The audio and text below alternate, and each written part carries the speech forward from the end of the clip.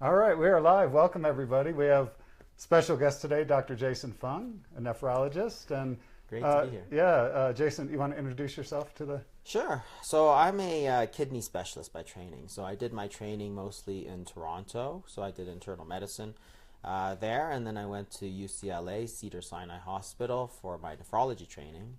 And then since then I went back to Toronto, and I've been practicing there since 2001, so about 15 years now.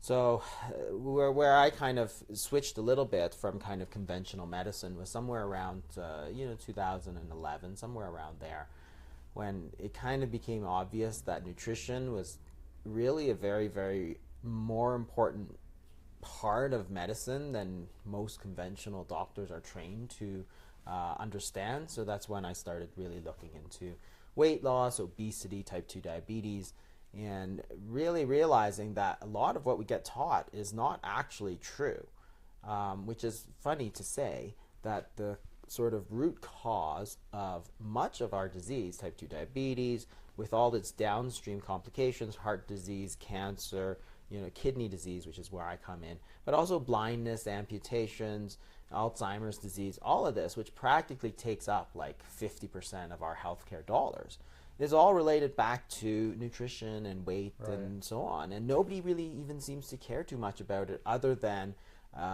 eat a little bit less, portion control, count your calories, exercise. It's like, well, that's really tired advice.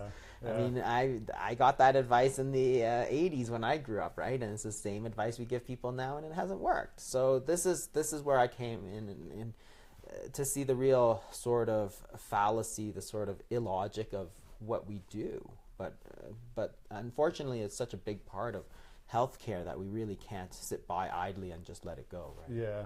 I mean, I work in a hospital, and doctors are not trained on this, are they? Not at all. And I don't think people understand that, but I read you maybe go through one nutrition course. Yeah, so honestly, I don't remember any of them, but I'm sure I had them. It was so out of 4 years of medical school, we had probably 7 or 8 hours of nutrition, right? But it wasn't really truly nutrition. You'd go over biochemical pathways of vitamin K, for example. So that was your nutrition course. So we'd learn all these pathways of vitamin K, which relates to anticoagulation, right? So again, relating back to medicines that we give people. Not really what people should eat and how they should stay healthy and how to lose weight and that sort of thing. The stuff that everybody assumes doctors understand, there's practically zero training. So there's a lot on other things about nutrition which relate to disease, beriberi disease, scurvy, like nutrient deficiencies and so on. But not a lot on what affects you and I and the rest of North America, because we don't treat beriberi disease truly, right? It's not a very common disease compared to obesity and type 2 diabetes, for example. So really, in truth, there are zero nutrition courses. So then after the 4 years of medical school, then you go into what I did, which is internal medicine, which is 5 years of postgraduate training, right? So it's a lot of training. And in there is truly 0 hours of nutrition, unless you're interested. So out of 9 years of, medical school and postgraduate training, you get virtually zero on how to lose weight, how to treat your diabetes. So really, that's what's happened. So doctors have been kind of, they don't get the training, so they leave it to other people to deal with. So you leave it to the dietitians, and in truth, where do people get their weight loss advice from? They have to go to Weight Watchers, or they go online and they follow some guy who sells them, all kinds of stuff. There's all kinds of stuff out there. So we are live. This is, for those watching right now, this is the first time that I've ever done the live thing, and my contacts don't work so well, so I'm actually going to have to kind of move up just to see what is... All right, so we have some people. So if you have any questions or comments for Dr. Fung, let us know. But we do want to talk about intermittent fasting. Sure. So you go around the world pretty much, and I've watched a lot of your YouTube videos. You have like 100,000 viewers when you have a YouTube video. Oh, thanks. Which is pretty awesome. Which kind of shows that people are really interested in this concept of intermittent fasting. So for those that aren't familiar with it, what would Yeah, what so kind of the background? intermittent fasting is basically where you don't eat, right? So you can drink water, and there's all variations. You can drink teas and coffees and some people allow broth, and some people allow this. But they're all variations of a prescribed period of time that you don't eat. And it can be any period of time, so it's infinitely flexible. So it could be 16 hours, it could be 24 hours, it could be 36 hours, it could be 5 days, it could be 7 days, it could be 30 days. So you can do anything you like or whatever suits you. And the thing about the way I got into this kind of field is actually very strange, because I started out looking at weight loss and obesity and understanding that what we get taught, which is it's all about calories, is really not true. So this is what everybody thinks, is that if you eat too many calories, you gain weight, with no kind of differentiation of where those calories come from. And that sort of idea has been promoted a lot, mostly through commercial interests, to try and convince you that all calories are the same, but they're not. It's so obvious that if you have dinner and you have a plate of brownies, or if you have a salad with salmon, they could be the same number of calories, but what they do to your body is completely different, right? And as soon as that food goes in your mouth, the hormonal response of your body is completely different. And that's the point. One will cause a lot of insulin release and weight gain, the other won't. So why we pretend they're equal, I don't really know. I think it's because a lot of the people who sell junk food, sell sugary sodas, have always tried to promote that message that all calories are equal. But they're not. They're all different. So that's how I started. I started doing a low carbohydrate sort of a clinic. And the thing was that it was a total disaster, right? Nobody was doing what I was telling them to do. And it wasn't, so then I had to kind of go back and say, why aren't people understanding this? And it's hard, because you've been trained for 30 years, 40 years to eat low fat, cut your fat, count your calories, and they couldn't really get their heads around that, oh, all this rice and all this pasta and all these sugary drinks, they don't understand what it was that I was trying to tell them. So that's when I thought, well, I really have to do something a little different here. Because if you're, very interested, if you're 30 years old and you're on the internet all day looking at nutrition lectures, yeah, you'll understand what I'm talking about. But that's not my patient. My patient was 65, 70 years old. Maybe they were Filipino, maybe they're Chinese, maybe they didn't speak English, maybe they're Arab. There are so many different people, and it really didn't work. That low carb, they have all different ideas of what it was. So then I thought, well, okay, then I have to do something else. So that's when somebody had mentioned one of these cleanses that they were doing, right? And I thought, well, that's just like fasting. I thought, what a terrible idea, right? Fasting is just a terrible idea. That's my initial thought, and that's what almost everybody else, when I mention it, thinks.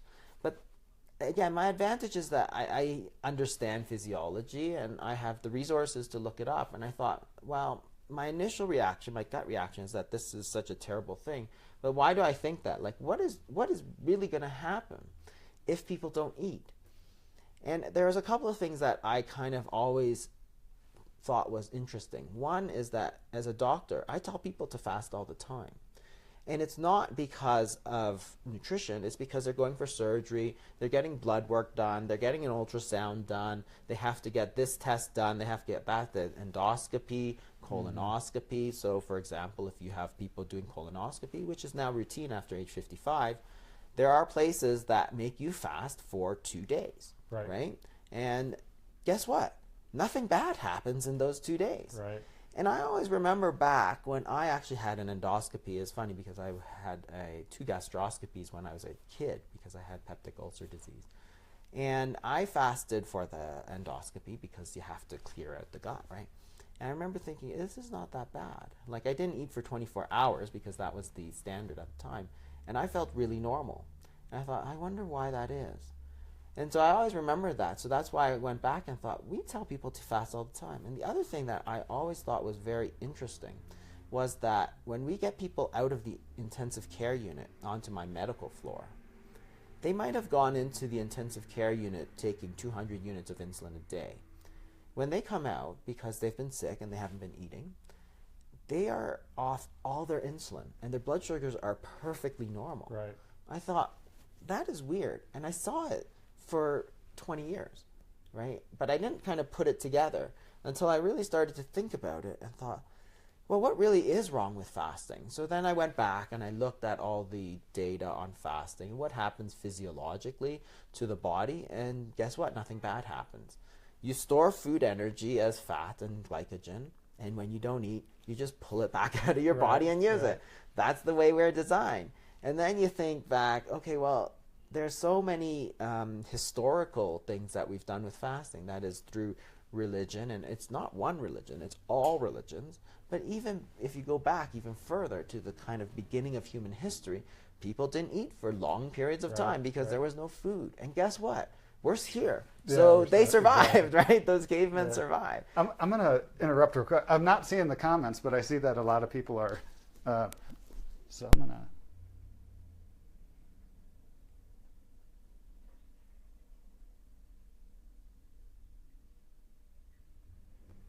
I'm not sure. Like I said, this is the first time. I hope we're live. I think we're live. So continue with the So that's when I started thinking, okay, well, the fasting is actually a very interesting idea because because of that link to basically all of humanity, right? Every religion in the world has prescribed periods of fasting. Everybody kind of understands what fasting actually means. Whether it's because we tell them to do fasting blood work and all this sort of thing, people understand what fasting actually means. And 3, it's conceptually very simple for them to understand that if they don't eat, that blood sugar is going to come down. If that blood sugar comes down, they don't need to take insulin or as much insulin or their medications, and guess what? They're going to lose weight too. So because it's so easy for people to understand, there's a much higher rate of acceptance. Whereas if you tell people, well, you should eat low carbohydrate, high fat, they're like, whoa, right, high fat, right? The last 40 years, every doctor has told me to eat low fat. Now, obviously, that has changed, but some people haven't kind of cottoned on to that switch that we've gone, we've kind of cut out a lot of that, the dietary guidelines for Americans. They cut that kind of total fat cap out of it. The Mediterranean diet is not a low-fat diet. It's a high-fat diet with all the olive oil, avocados, and nuts, right? So we are moving towards more and more kind of healthy fats. But a lot of people don't understand that. They don't keep up with it. But fasting, they understand. It's like, hey, this is what I need to do. They understand exactly why it's going to make them healthier. And they understand exactly what they have to do, because it's not like eat this and not that, and this and not that, and this and not that. It's like, just don't eat anything at all, right? Just drink water for this period of time, and that's it. And the other advantage is because I could prescribe those periods of time, I could adjust those medications exactly to what that period of time was. And this is a big advantage. So it's a huge advantage when people are changing their diet, because of course their insulin doses, their medications are based on what diet they're eating. So if I can control exactly their diet, I can prescribe them and have them do it safely. So that's a huge advantage, and there are so many other advantages. It doesn't cost them any money, right? Which is a huge advantage. They understood what they're doing. They could easily explain to their family members what it was that they were doing. And again, I have a huge advantage because then they can say, oh, my doctor told me to do it. Whereas if somebody else does it and say, oh, I found this on the internet somewhere that somebody told me to do this, their family would be like, oh my God, don't do that, right? Yeah. But then they're like, my doctor's doing it. He's monitoring my blood work. He's monitoring me. He's monitoring everything, like my medication. And so they feel safe. It gives it the legitimacy around Exactly. It. We do have a couple. Let's see if there's a... Healy watching from the Pueblo of Zuni in New Mexico. That's awesome. And Denise watching from Texas. Well, welcome. That's cool.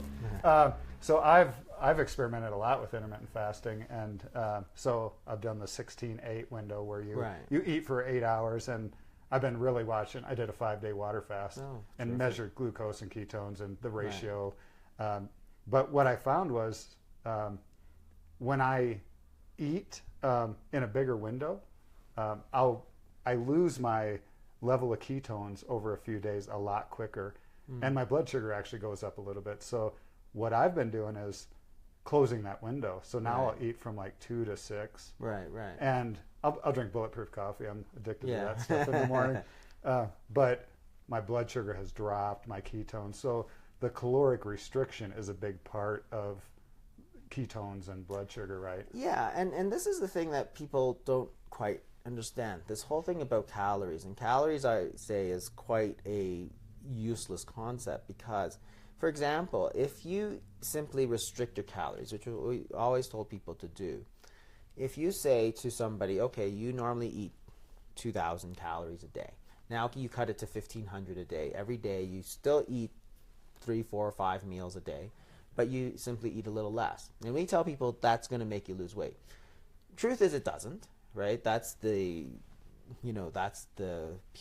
the what happens, because we've all done it. Nobody loses weight. You look in society and people try to lose weight by caloric restriction, doesn't work. And the question is why? The answer really is that your body, if it senses you're only eating 1,500 calories, will quickly restrict you to 1,500 calories of caloric expenditure. So now your body heat is lower, you feel cold, you feel tired, you feel hungry. So as you drop that caloric expenditure, you don't lose weight, because now you're eating 1,500 and burning 1,500 and you don't lose weight. What happens during fasting is completely different, because what you're doing is you're restricting time, not calories, right?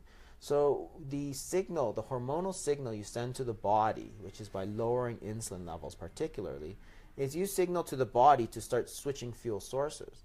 So now, for example, your body, instead of burning food, is burning fat, the fat that you have on your body, because that's all it is. That's all stored food energy from previous meals that you will use when there's nothing to eat. If you're always eating, like if you start eating a few snacks here and there throughout your fast, all through the day, then your body's like, well, I'm still getting food in, I'll just burn that, right? It never switches fuel sources.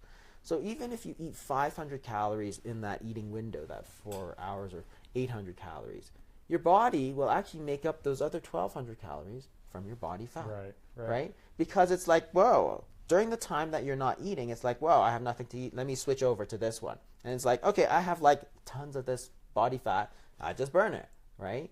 Whereas before, if you kind of snack throughout the day, just cut a few calories here and there, the fat stores are locked away. They're not accessible to you. So then your body has to reduce its expenditure, right? It's kind of like if you have two fuel sources, right? Like a hybrid car, right? You can do electric or you can do gas, right? But if you lock away that gas component and only run electric, well, if the electricity goes down, your car starts not moving, which is what happens to our body. As the food goes down, you go from 2,000 calories to 1,500, your body starts shutting down because you've locked away that gas. What we're talking about with fasting is really trying to flip that hormonal switch to let you access that second fuel source, which is natural, right? Which is there in our bodies, right? Which ketones burn a lot cleaner, correct? Yeah, the ketones is basically when your body doesn't have glucose to burn, like food, then it will switch to burning fat. So most of the body can actually use that fat directly. So fats are triglycerides, but the brain can't. So the brain, there's a blood-brain barrier, so the triglycerides can't actually get from the blood into the brain, and you actually have to produce these ketones from the fat, which can get into it. So your brain actually still uses a little glucose, but up to 75% of your brain metabolism switches over to ketones. And this is one of the things we find during fasting, is that people find that their mental clarity is much higher. Definitely. So it's a very interesting thing, and people have noticed this kind of throughout history. And there's some very interesting stories of Pythagoras, the very famous Greek mathematician. So in ancient Greece, they used to fast, not because there's fat, not because they had type 2 diabetes, because they didn't. It was to increase their mental capacity. So Pythagoras required his students to fast before they could come into his class. Is that right? That's cool. Which is amazing. And all of these famous Greek philosophers, they did fasting to increase their mental clarity. And we still talk about the ancient Greek philosophers and how smart they are, Pythagoras, these ancient Greek mathematicians. It's like, hey, that's amazing. And here's something that you can use as a hack. People talk about hacks, which is these simple things you can do to make your body function better. So there's people, for example, in Silicon Valley who will fast, not because they need to lose weight, but because they realize that they can actually function at a much higher mental level than if they're eating all the time. And guess what? That means you're more competitive. It means dollars and cents, right? And hey, why not? It's like the perfect hack. So there's lots of different reasons to do it. Oh, welcome everybody else. Yeah, this is a great discussion. A question I have, well, first of all, a comment about mental clarity. I almost don't even want to eat. I mean, seriously, I got to like force myself to eat, and people find that funny, but you wake up burning fat, and then, you know, I do bulletproof coffee with MCT, but that doesn't really it doesn't stimulate insulin, right? So pure fats don't, so that's why. But the clarity I have in the morning, I actually look forward to getting up like at 4:30 or 5, and I work on podcast stuff or whatever.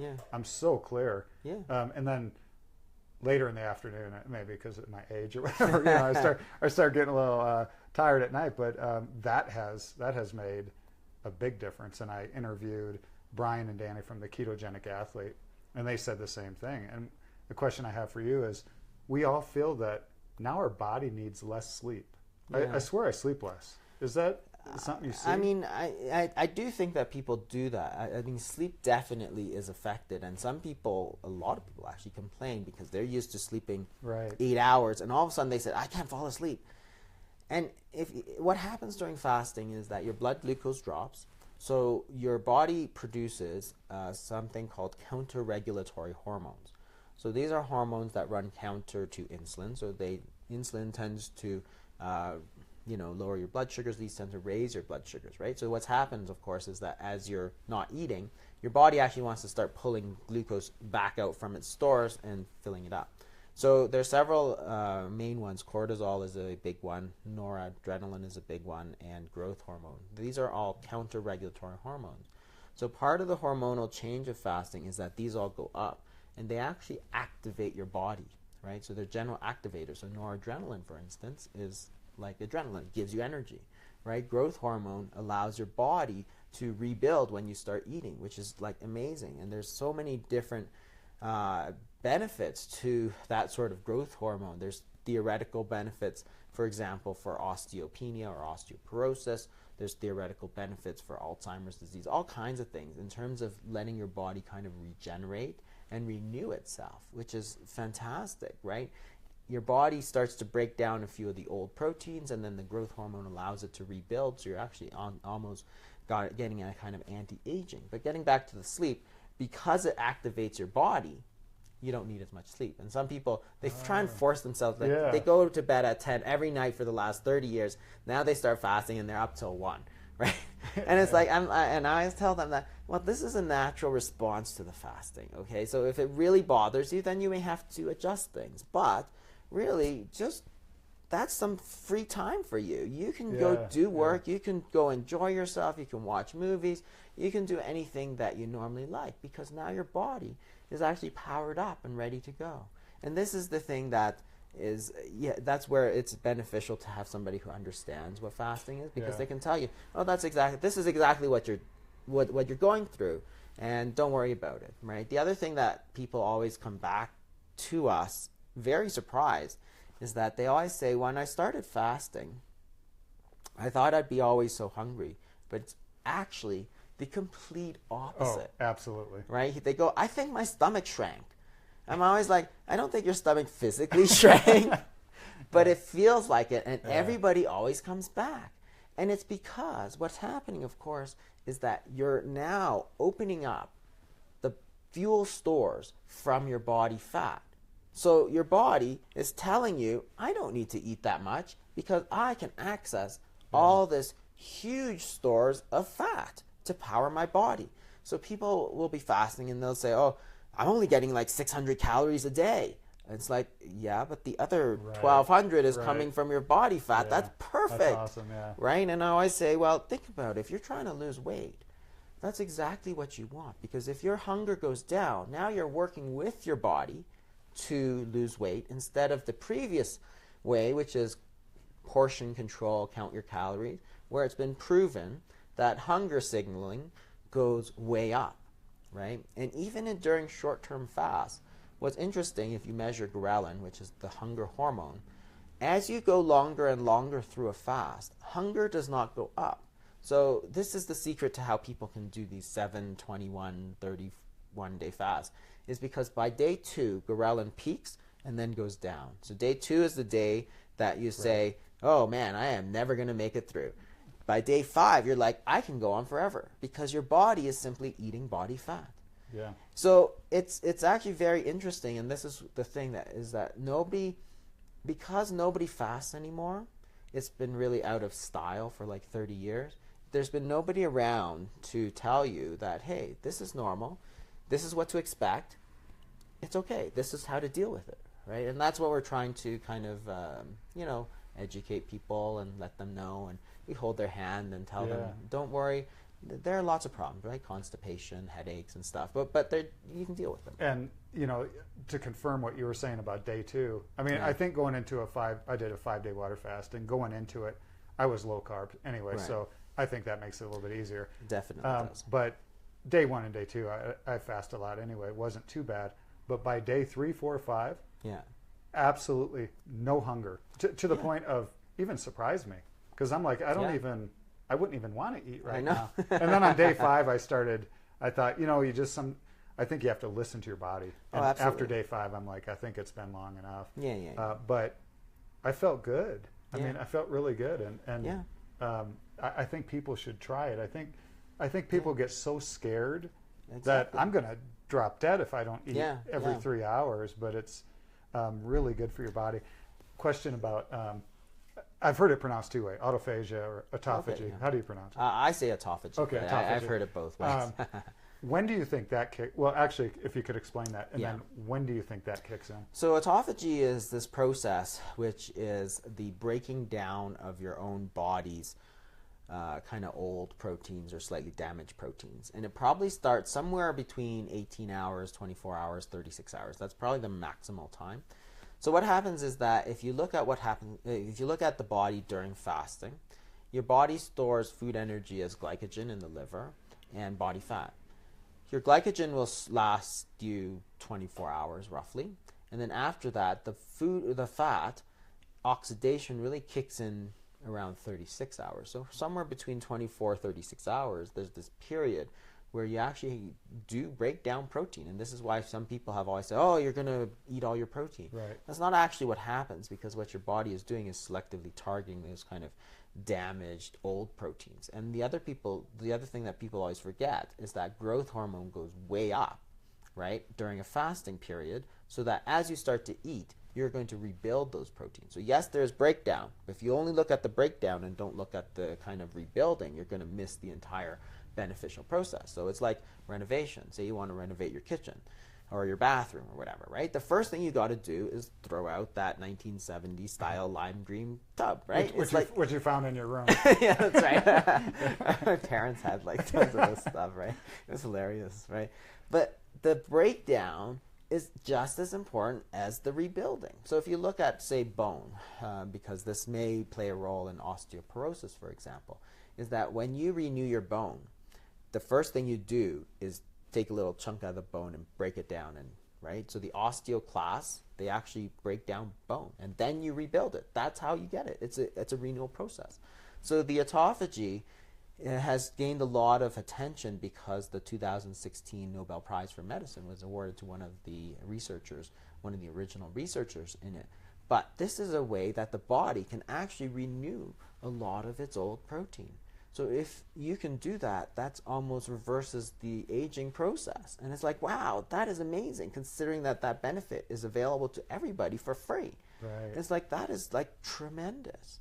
So this is a lot of new research is going into it. So you can't say that there's a lot of proven benefits, but the theoretical benefits would be, say, for osteoporosis, for Alzheimer's disease prevention, and for cancer.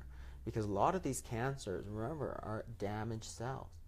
So if you look at the work of, say, some of the researchers like Dr. Thomas Siegfried in Boston, he says, well, everybody should do like a 7-day fast once a year, right? Because you want to get rid of all that old junk, including all those cancerous cells, right? And do this on a routine basis throughout, like, not like when you have cancer, but like from the time that you're an adult. Do it once in a while to get rid of this old cancerous cells. Your body will break it down and rebuild proper cells. And it's like, wow, that is fantastic. He's actually the reason I did the fast. I think, see if we have a question or a comment. It says, if I fast and eat 600 calories and my body burns the rest, how much muscle will I lose? And that question is from Tim, and welcome KS too. So again, if you look at fasting, the answer is 0, okay? So if you look at studies of fasting, you can compare, and they've done this, caloric restriction versus alternate daily fasting. So they did it for as a 32-week period where some people just they reduced their calories every day, and other people went on alternate daily fasting. So one day they would eat 0, and the next day they would eat whatever they felt like eating, and then the next day they'd eat 0 again. At the end of that 32-week period, what they found was they measured the lean body mass as a percentage of their total body mass. So first of all, the weight loss was slightly better with the fasting. But if you look at percentage body mass, so the lean body mass went up slightly in the caloric restriction because you're losing fat. So it went up by about 0.5%. But in the alternate daily fasting, it went up by 2.2%. So again, if you look at studies of fasting, what you find is that it's like 4 times better at preserving lean body mass. That's awesome. And again, it's not just breaking down. You can't ignore the second part of it, which is that when you eat again, you build that all back up, right? That's just as important. So everybody looks at the fact that, oh, you're burning a bit of protein here. It's like, yes, you are. But what about this part? You don't count the fact that the body will build it back up. So studies, like real-world studies of people who fast, don't show any breakdown. So let's take an example. If you look at traditional societies, the Inuit or the Native Americans or wherever, the Bushmen of Kalahari, people in Africa, they have these feast-famine cycles all the time. When there's nothing to eat, they don't eat. So if you burn protein all the time, well, these Inuit or these American Indians or Native Americans should be little balls of 100% fat, right? Right. But they're not. I mean, now the native peoples have a lot of problems, but that's because they're eating all sugar and flour, right? But the traditional, when we think of the traditional Inuit, Native Americans, Native Canadians, they're lean, they're strong, they're healthy, right?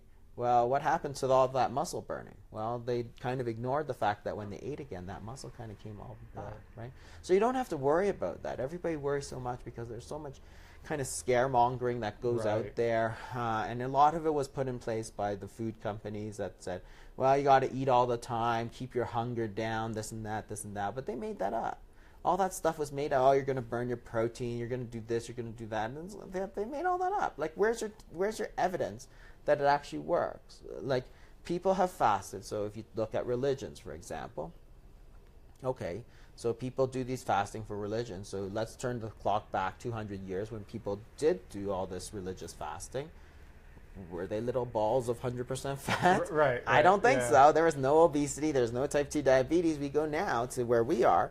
Everybody thinks they should eat 6-7 times a day. And guess what? Obesity is a problem. Well, I remember one of your comments from one of your YouTube videos. You get the question of, if I fast, will I get fat? And you're like, how can you get fat when you're not eating? Exactly. I think that's just the common sense. But I think to your point, the culture, it's so countercultural that the Kellogg's of the world and the big food companies have us convinced that if we don't eat those Frosted Flakes every morning that are enriched with minerals and vitamins and drink our orange juice, that we're going to never make it through the day. Yeah, exactly. And that's the whole thing about breakfast, which is super controversial, right? Is it so important to eat as soon as you get up? And I always say, no. Like, if you look at the body, before you wake up, there's a surge of hormones, cortisol, growth hormone, which actually is pulling some glucose back out of your body, pumping it into your system,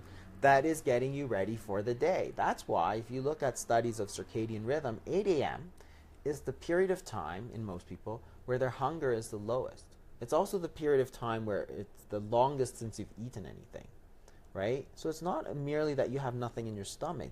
Your body is now pumping glucose. It's burning fat, pumping glucose into your body, get you ready for the day. Now all of a sudden you eat something and you've kind of sort of shut it down. It's Yep. like, why would you want to do that, right?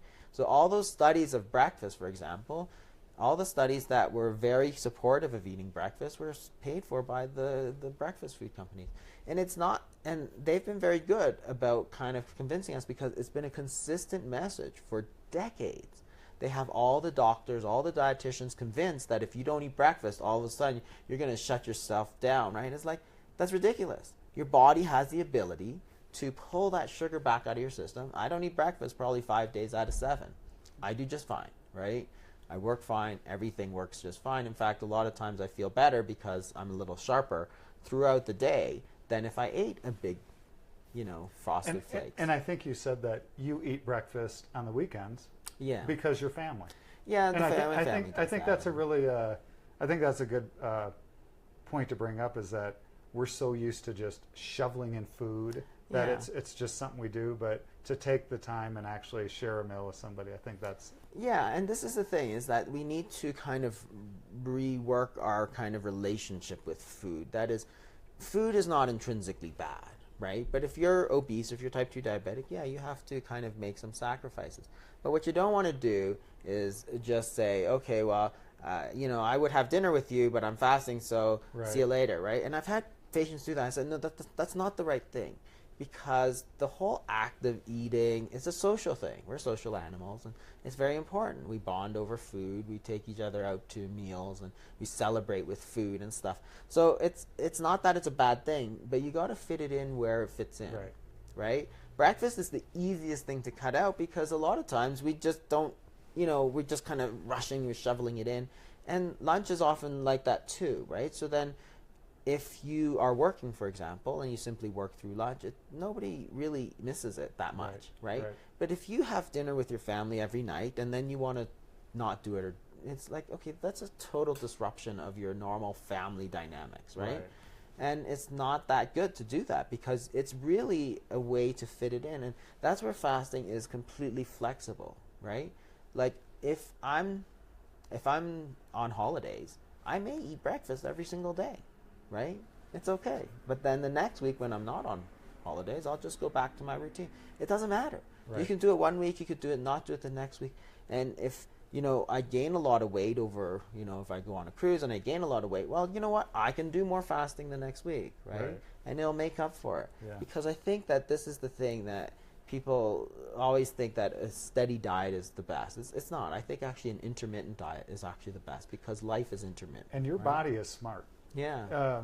I know you start restricting your calories on a ongoing basis. Your body is, like you said earlier, it's going to adapt to that immediately. Exactly. Intermittent fasting kind of tricks it in a way, right? Exactly. Because what it does is it says to the body, well, it's like, don't count on getting 1,500 calories every day. Today you're getting 0. So if you don't switch over and start burning your stores of food energy, remember that fat is merely stored food energy. That's what it is. That's what it does, right? And if you go to 0, you'd be dead, right? So your body's not that stupid. It just flips right over, starts burning it. And guess what? If you look at, so here's the other thing, is the resting energy expenditure. Right. So there's 2 reasons why people can't lose weight on a long-term basis. One, we talked about, is the hunger issue. When you simply restrict calories, your body actually increases hunger. We know that for sure. So if you go on a 1,500 calorie diet when you're used to 2,000, you go down to 1,500, but your body starts signaling you to eat, right? So that's very bad, because your body is always wanting you to eat, and it's not a lack of willpower. It's a hormonal issue, right? So that's one thing, and the fasting gets around that, because it actually lowers the ghrelin rather than raises it. The second thing is that your body starts to shut down. So instead of burning 2,000 calories, you go down to 1,500. It makes losing weight a lot harder. So again, if you look at studies of resting energy equivalents, so again, going back to the study where they compared caloric restriction versus non, what you see is that when you simply cut your calories, your expenditure of your calories goes down. It went down in that experiment by about 76 calories a day. So that's not good in the long term. But the fasting one, it went down only by about 25. In fact, it was statistically not significantly different from 0. So in essence, they didn't shut down. And that's a huge advantage. So the 2 reasons why people can't lose weight, which is the hunger and the decreased energy expenditure, right? You completely circumvent that. In fact, it works for you, not against you. And that's a huge advantage. So over 4 days of fasting, so if you take somebody and you start fasting, just like you did, and you measure how much energy your body is burning at the beginning and the end, your body actually, say on average, somebody will burn 10% more energy on day 5 of that fast than you started. That's amazing. It's amazing, and that's why people feel so good. They come out and they say, I felt amazing through that fast. I had so much energy, right? Sometimes they can't sleep, and then they call me all bothered, but then we can help them, right? But they're like, I had so much energy. My mind was so clear. I could do so much work and all this stuff, and I was losing weight the whole time. And I was like, yeah, exactly. You're just feeding your body through your body fat. That's all you're doing. Amazing, you're letting your body eat your body fat. And guess what? That's okay. Yeah, and it scares people. It scares people to death. I probably look like a dork coming up here, but it says, from Juanita, what advice do you think to help with daily motivation? And then I can't read the name above. Oh, that's from Tim. Hopefully you. So motivation, how do you stay motivated? I think it's what motivates people obviously is seeing results. So if you see that you're losing weight, then you're motivated to continue because you see that it's working. And 2, of course, is that it's not as hard as most people think it is. Now, there is a period of time, about 2 weeks, where people need to adjust. If you've never fasted, then yeah, it can suck for 2 weeks, right? But your body gets used to it. And it's like anything, right? It's a stress on the body. If you exercise and you've never exercised, then it's going to suck for a couple of weeks too, right? Your muscles are sore, you don't feel so good. But nobody would say exercise is a bad thing, right? Fasting is the same thing, and you can almost liken it to a muscle. As you do it more, it gets easier and easier, right? But the first little bit, you do have to kind of force yourself through that. Going from a low-carbohydrate diet to fasting is far easier, and we see this all the time.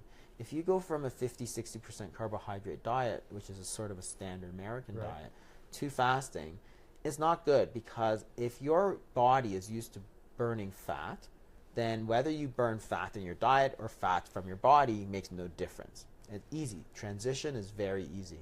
If you're used to burning carbohydrates and sugar, now you have to burn fat because it's body fat. Well, it's a lot harder. So if you want to make it easier and you want to transition it and make it easier, well, you can simply switch to a very low carbohydrate diet, ketogenic diet or whatever. And people find that it's very easy to swing over and just do a little bit of fast, checking their waist size. For us, we deal with a lot of type 2 diabetes. So we keep them motivated by showing them the results. Hey, look, your blood work looks so great. Hey, look, you've lost so much weight. Hey, look, your waist size has gone down so much. And people notice, right? They're putting on their pants every morning. So they notice that their waist size has gone down. And they're like, oh, this is obviously working. I'm going to keep doing it. So that's really where the motivation comes in. One more question and then right. So Victoria, what about welcome Victoria? What about female hormones, cravings, mood swings, or just wanting to munch? And that actually kind of leads. I was just going to ask this question. So Victoria's question, and then who should not do intermittent fasting? Yeah. So the intermittent fasting is there's only a few people that shouldn't, right? So remember that the human body is designed to store fat, store energy, and also when you don't have anything to eat to pull it back out. It's a natural system. Now you don't want to do it if the risk of malnutrition is high. So children, for example, you don't really want to fast. Pregnancy, breastfeeding, and if you're underweight or concerned about malnutrition. So if you have a history of anorexia nervosa, then perhaps that's not a great idea either. But it doesn't lead to anorexia. So that's one question that a lot of people have. Oh, aren't you giving them an eating disorder? I'm like, okay, we've treated like 1,000 people and nobody gets so hooked on it that they keep doing it, right? It's not super fun, right? Right. Especially in our kind of North American food culture. It's not fun for most people to do. I always have to ask them to do more, not try and pull them back, right? So you don't develop anorexia from fasting. Just like washing your hands doesn't mean that you will develop obsessive compulsive disorder, right? Like you don't say, oh, don't wash your hands. You might get OCD, right? It's like, okay, that's crazy, right? So the anorexia, if you have a history of it, of course, it's a psychiatric disorder. then yeah, maybe it's not a great idea. But for everybody else, it's okay. The one question that always comes up is, should females do it? Right. So of course there are those pregnancy, breastfeeding, when you're concerned because you're losing nutrients, right? That baby is taking nutrients out of your body. You need to make sure you replace them, right? So fasting is too high a risk. And those periods of time they're time limited, right? You don't have to fast during pregnancy. Just wait till you're done. Wait till you're finished breastfeeding, then do it if you want to do it, right? Then it's not such an issue. But people always worry that, oh, it's going to mess up my female hormones, it's going to mess up my cycle. There's a lot of things that happen, but if you look at fasting, there's very little effect on it. And if you look at the studies of fasting, the benefits are just as much. So the average weight loss for both men and women is roughly 0.5 pound a day of fat. You actually lose more than that because some of that is water weight, and you will regain that when you start eating again. So if you, for example, fast for 5 days like you did, you would only expect to lose 2.5 pounds of fat. That's it. You'll probably lose 5 pounds in total. I actually lost almost 10. Did you? 9.8, and I'm pretty lean. I started lean, which surprised me that. Yeah, that's a lot. But some of that usually comes back, right? So the weight kind of comes right back. The water comes back. Gotcha. So it kind of almost 50% of that comes back, and some people, well, it doesn't work. It's like, yeah, it did work, but that again, you have to understand what you're doing. But it doesn't affect the sex hormones, estrogen, and so on, much at all. So again, if you say that women can't fast, let's look at human history, okay? So how about all those Muslims who do Ramadan? Right. Are women exempted? No, not at all. Let's look at Lent. Let's look at, the Jewish faith. Let's look at the Greek Orthodox faith. Let's look at the Mormon faith. Everybody has periods of fasting. Do they exempt women? No, not at all, right? Let's look at the Buddhists. It's the same everywhere you go. It's because people are built this way, right? Women too. The weight loss is the same, and people do fine. That's not to say that women won't have problems, but men have problems too, right? And it's not that women have more problems. And again, we have the benefit of the experience. We've treated hundreds and hundreds and hundreds of women, hundreds and hundreds and hundreds of men. They do about the same. Actually, women tend to do slightly better because they tend to be a little bit more compliant, I would say. That's, but it's variable. On average, they're about the same. That's awesome. That's a great clarification. Hopefully that helped. I don't know if there's one more question here. How long do you fast for? Well, you can do anything you like. Juanita. Right? So yeah, that's so they're the most popular sort of regimens is kind of a 16 hours of fasting, so 16-8. So keep in mind that the very word breakfast, it's the meal that breaks your fast, which means that fasting is a part of everyday life, right? And that's what people always forget. They think it's something super weird, right? No, fasting is the absence of eating.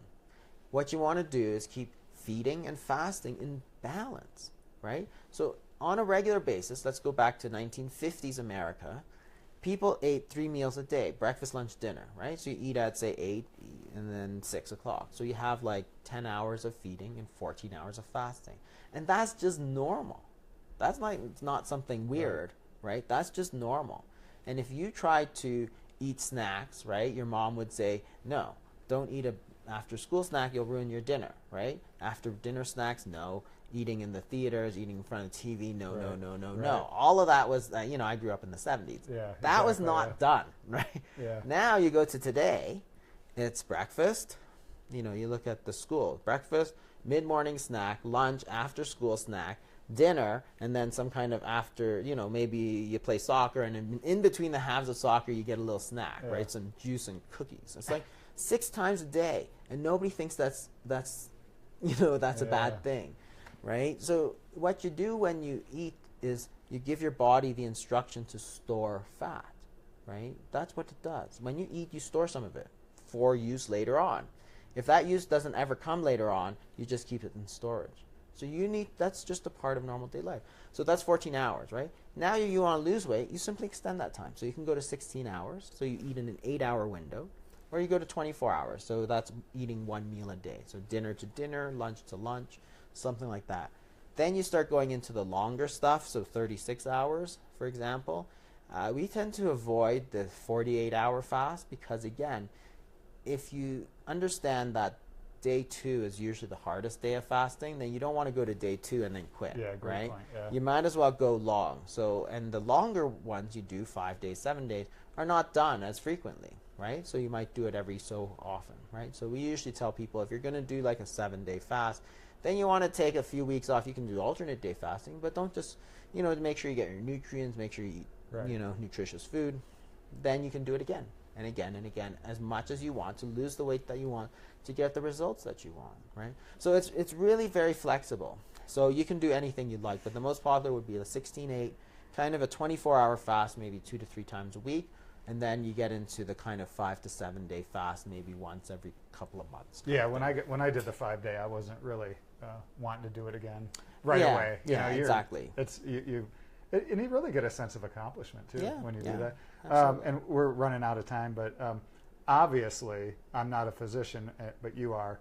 If you're diabetic or if you're on medications, you probably want to talk with your doctor. Absolutely. You don't want to change your medication thinking you're feeling better, correct? Yeah, exactly. And this is the thing that it's important to talk to your doctor. Any change in diet will change your diabetic medications or some of your other medications too, right?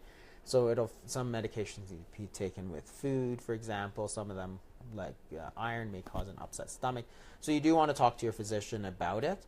But this is where the opportunity really lies, in taking these people who are very sick and just reversing all their disease. So we have people, they come in with 20 years of type 2 diabetes and 80 units of insulin a day, and in a month and a half they've lost the weight, they're off all of their medications, and they feel great, right? And then we measure them, they're not classified as diabetic. So that's where the opportunity really lies, to really be able to help people. So on a systemic basis, on an individual basis, of course, everybody is, has that opportunity to make themselves healthier. But on a kind of, systemic level, there's an opportunity here too for, to put it into hospitals, to put it into clinics. Right.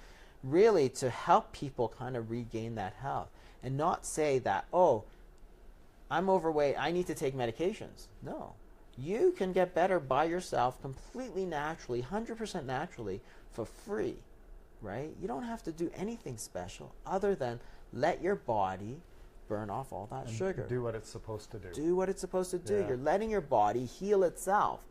And that's amazing.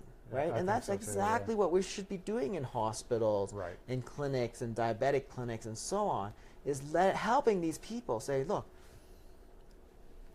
our goal is not to give you lots of medications, right? That's not the point of being a doctor. That's not the point of being a hospital. The point is to make you healthier. You come to me for help, and I should make you healthier, not give you medications, make you healthier. If it requires medication, sure, I'll give it to you. But that's not the point, and that's where we lose people.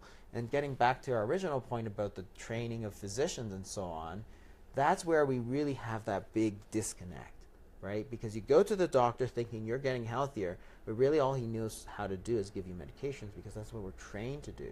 Right. We're trained to give you surgery, we're trained to give you medications, right? And we're not really trained how to make you healthier from a nutrition, metabolic standpoint. Right. Well, and from a reimbursement side in the hospital, you don't get paid for prevention. Exactly. Surgeons get paid to operate. Right. And exactly. so, and I think until the incentives change, Yeah. Things aren't going to change much. Yeah, you're absolutely right. Certain places are different. So when you have a single payer system, such as in Britain or in Canada, for example, you'd hope that some of these programs would be very, very useful, because it's a single payer, so the government pays for everything. If it can give just advice, which is free, and the infrastructure is all there because the doctors are there, the dietitians are there, the clinics are there, if you can simply change that advice and prevent the surgery, that single payer, the government, has saved a huge amount of money. Yeah. So hopefully something like that would be, or HMOs, for example, where you have kind of a capitated system. Again, you'd hope that places like that would really see the benefit of keeping people healthy, not just because it's great business, because you're saving a lot of money, because people are going to be healthier and happier that they're with you, and you take an interest in keeping them healthy to save the bottom line, because everybody wins, right? So nobody has to pay money to the for medications, and they don't want to take medications anyway, right? And as a hospital or a health payer, you win because surgery, dialysis, all this stuff is far more expensive than just giving advice. Absolutely. That's free. So in our final moments, what would be the 1 or 2 tips you would give people that are considering fasting, considering changing their diet? Yeah, I think that one is to obviously get some good information. So there's a lot of great information on the internet, and honestly, the technology has progressed so far in such a short period of time that information is available to everybody, right? So one of the really great websites, for example, is dietdoctor.com.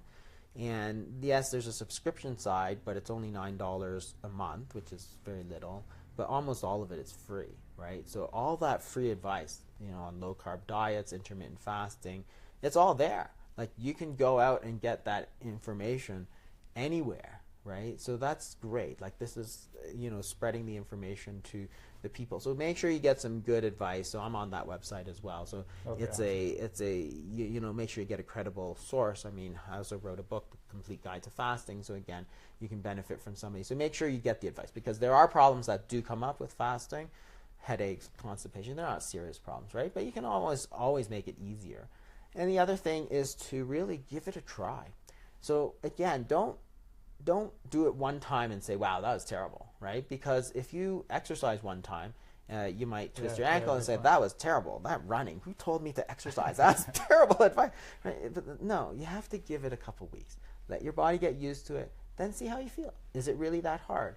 Are you seeing results? Are you losing weight? Then that's great. Everybody says, well, you're losing weight but not good weight. It's like, no. When we see people with fasting, they lose their weight, particularly around the waist, which is the most dangerous type of weight gain.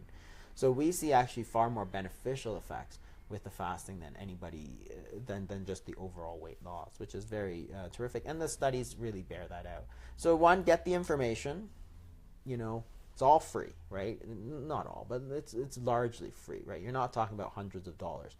There's a ton of good websites out there. And 2, give it a try. Yeah, see how you feel, because you may feel great, you may feel terrible. If you feel terrible doing it and you've given it a try, then hey, that's not for you, right? And that's nobody's fault.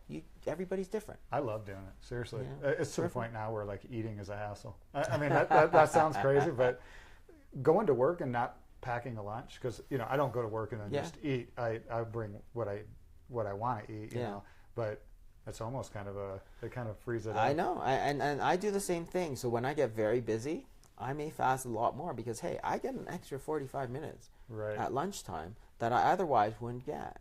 I mean, that's terrific. If you add it up for 4 days a week, for example, it's like 3 hours. Week after week, you're getting 3 hours of extra work done. You could write a book. Amazing. So how can you have some great resources, and you have some books out there? Right. How would people read your books, get a hold of you if they wanted to? Yeah, so I have a website as well, which is www.intensivedietarymanagement. So that one focuses mostly on the science. Dietdoctor.com, I'm on that website as well, but it's also a great low-carb resource for low-carb diets and so on. I wrote 2 books. One is called the Obesity Code, which is really all about the science of weight gain. Like, what makes you gain weight? Because you really have to understand that to lose weight. Written for the non-physician? Exactly. Anybody can read it. It's explained very simply, because everybody thinks it's all about calories, but it's actually not about calories at all. It's really about hormones. And the other one is The Complete Guide to Fasting, which is a very much a patient-level book. Explained everything you really would want to know: the history of fasting, the problems that come up. Is this co-written? This was co-written with Jimmy Moore. Yes. I listened to that. Yeah. Oh, excellent. Yeah, it was a great book, and because I do all audiobooks, because it's hard to read. But yeah, I do that too. Great. Yeah, it was good. Yeah. So both of those are available, and at Amazon or any other ones. And then I'm finishing up the manuscript for the Diabetes Code, which is kind of a follow-on to the Obesity Code, which is talking specifically about type 2 diabetes. So it's a lot more detailed with regards to if you have prediabetes or diabetes, why you'd want to do some of these sort of things. And now you see why he doesn't eat in the morning for the productivity. Because you also have a full practice. Exactly. I do mostly nephrology. So Yeah, nephrology is still kind of what I trained, 10, 11 years for. And I still enjoy a lot of that. But they're not different, right? One is at the end stage disease. You have to treat those people. But really, I don't want to see those people get there. I want to treat them at the stage that they have type 2 diabetes or obesity. Get rid of that disease, then they will never develop the kidney disease, right? Or the blindness or the amputation, because I've seen too many amputations, truthfully, in my life. I just don't want to see it. It's terrible. It's a terrible disease, right? And you can't, once it gets to that end stage, you can't do anything, right? It's like if you never change the oil in your car, then it breaks down. Then you say, oh, I'm going to change the oil in my car. It's too late. It's too late, right? It's the same thing with nutrition. You have to treat it way, way, way earlier when people are still relatively healthy compared to this level. And it can reverse, and that's the beauty of it, right? We see that. I see that every day, the reversal of the obesity, the reversal of the type 2 diabetes, and it gives me tremendous hope that, hey, this is a huge problem in the United States and Canada. But we just have to get the right information, and we can reverse it. Everybody seems to have given up and says, oh, it's irreversible, it's chronic, it's going to get worse. It's like, no, I think it's going to get better, because we just need to let people know what it is that they need to do. Cutting out the refined carbohydrates, cutting out the sugar particularly. I think that message has gotten out for the most part. And then adding maybe some intermittent fasting is just a great way to stay healthy. It's not a treatment for illness. Right? It's not like, oh, you've got kidney disease, I'll fast and you'll get better. It's a way to stay healthy, right? And that's really where medicine should be, and that's where medicine is not. Medicine is about treating illness, and that's why doctors just don't look into that, right? Into that, how to stay healthy. But that really is a very traditional way. People have always done it, and guess what? It's worked. Yeah, right? That's awesome. Well, this has been an awesome interview. Appreciate you. your time, and thank you, everybody. I'll get better with Facebook Live. Janet, thank you. Lisa, thank you.